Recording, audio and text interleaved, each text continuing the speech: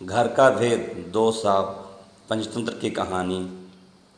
एक नगर में देवशक्ति नाम का राजा रहता था।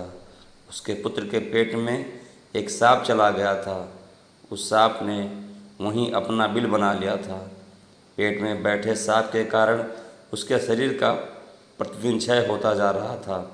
बहुत उपचार करने के बाद भी जब स्वास्थ्य में कोई सुधार न हुआ तो अत्यंत निराश होकर राजपुत्र अपने राज्य से बहुत दूर दूसरे प्रदेश में चला गया और वहाँ सामान्य भिखारी की तरह मंदिर में रहने लगा। उस प्रदेश के राजा बलि की दो नौजवान लड़कियाँ थीं।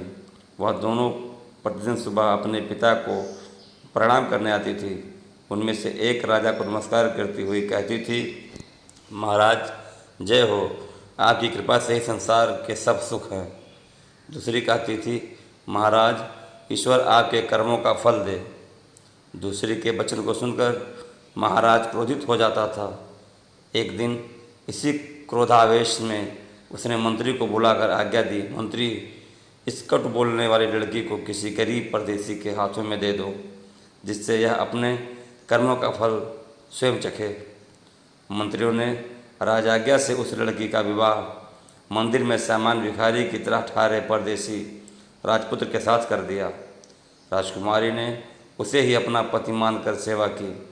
दोनों ने उस देश को छोड़ दिया। थोड़ी दूर जाने पर वे एक तालाब के किनारे ठहरे। वहाँ राजपुत्र को छोड़कर उसकी पत्नी पास के गांव से घी, तेल, अन्न आदि सौदा लेने गई।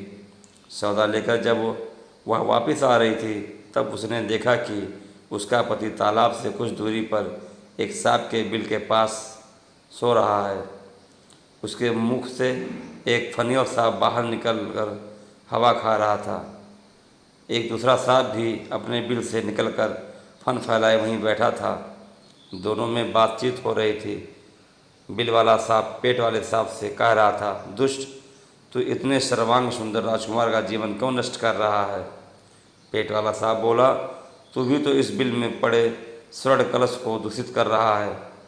बिल वाला सांप बोला, तो क्या तू समझता है कि तुझे पेट से निकालने की दवा किसी को भी मालूम नहीं? कोई भी व्यक्ति राजकुमार को उकाली हुई कांजी की राई पिलाकर तुझे मार सकता है। पेट वाला सांप बोला, तुझे भी तो गर्म तेल डालकर कोई भी मार सकता है। इस तरह दोनों ने एक दूसरे का भेद खोल दिया। राजकन्या ने दोनों की बातें सुन ली थी। उसने उनकी बताई विधियों से ही दोनों का नाश कर दिया। उसका पति भी निरोग हो गया और बिल में से स्वर्ण भरा कलश पाकर गरीबी भी दूर हो गई। तब दोनों अपने देश को चल दिए। राजपुत्र के माता पिता दोनों ने उनका स्वागत किया। मित्रों, अगर कहानी पसंद आई हो तो लाइक कीजिएगा, कमेंट कीजिएगा और हमारे चैनल को सब्सक्राइब कीजिएगा। धन्यवाद।